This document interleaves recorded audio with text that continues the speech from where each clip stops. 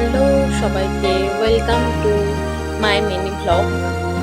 তো আজকের দিনটা শুরু হচ্ছে আমার রাত্রি 12টা থেকে, কারণ আজকে যেহেতু আমার বার্থডে, তো রাত 12টায় আমার হাজব্যান্ড সেলিব্রেশন করেছে। তো শুধু ও ছিল না, আমাদের পাশের রুমের যে ভাইয়া আছে, ভাবি আছে, আর হচ্ছে আর একটাও ভাইয়া রয়েছে। তো সবাই মিলে আমরা সেলিব্রেশনটা করেছি। তো দেখতে পাচ্ছ আমি কেক কাটছি, আর এটা আমার কততম বার্থডে অবশ্যই তোমরা কমেন্ট করে জানাবে। তো আমি খুবই এক্সাইটেড ছিলাম, সেটা আমার ভিডিও দেখে আশা করি বুঝতে পারছো।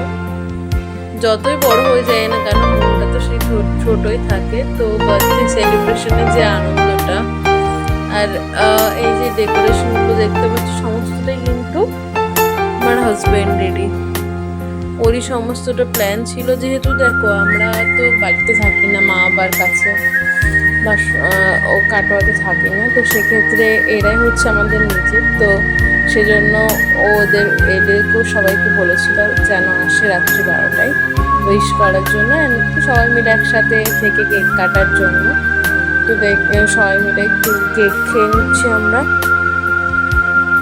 দেখো ও তো ছবি তুলতেই ব্যস্ত, কারণ ছবি তোলার দায়িত্বটা ওকে দিয়ে দিয়েছিলাম। আমি ছবি তুলতে ভীষণই ভালোবাসি, ছবি তোলা ভিডিও করে এগুলো আমার খুব পছন্দের জিনিস। তো সেক্ষেত্রে ওকে সমস্তটা দায়িত্ব দিয়ে দিয়েছিলাম।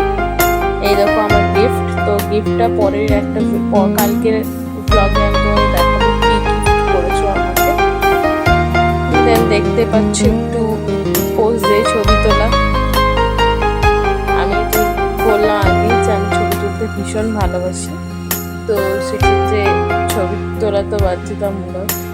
আর এই যে ড্রেসটা দেখতে পাচ্ছ, এই ড্রেসটা হচ্ছে আমাকে গিফট করেছে বার্থডের জন্য।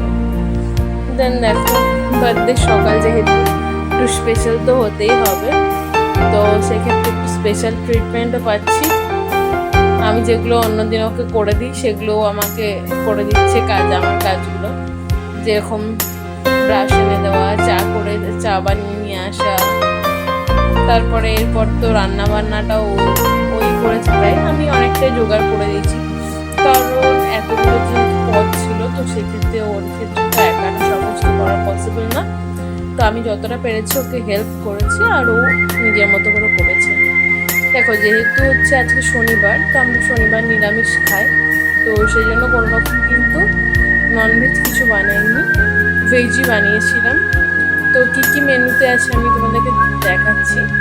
তো এই দেখো ও বানাচ্ছে এখন পায়েস, যেহেতু এখানে তো মা বানেই, মাই প্রতি বছর পায়েস বানিয়ে দেয়, কিন্তু যেহেতু বাড়িতে না থাকার জন্য এবছর পায়েসটা ওই আমাকে বানিয়ে দিচ্ছে, মায়ের কাজটা ওই করে দিচ্ছে।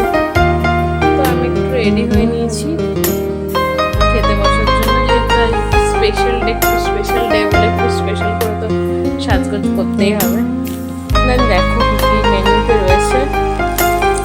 স্যালাড রয়েছে, 3 রকমের ভাজা, পাঁপড় ভাজা, ডাল রয়েছে, এঁচড়ের তরকারি রয়েছে, চাটনি রয়েছে, পায়েস রয়েছে, মিষ্টি রয়েছে।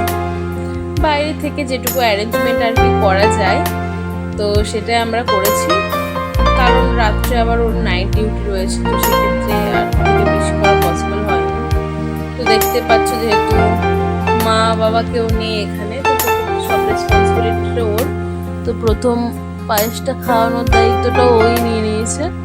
তো পায়েস মিষ্টি যেহেতু খাওয়ালো, যেহেতু মায়ের কর্তব্য, মা বাবার কর্তব্য পালন করছে, আমারও তো থাকে ওর প্রতি একটা কর্তব্য, যেহেতু ও আমার থেকে বড়। তো সেক্ষেত্রে আমি ওকে একটু প্রণাম করে নিলাম। হ্যাঁ দেখেছো কিরকম আশীর্বাদ দিল। দেন দেখো নাইট ডিউটি, তো সেজন্য আবার সন্ধ্যাবেলা বেরিয়ে যাচ্ছে। তার সাথে সাথে ভীষণ বৃষ্টি শুরু হয়েছে। তো আজকের মতো এটুকুই, টাটা সবাইকে।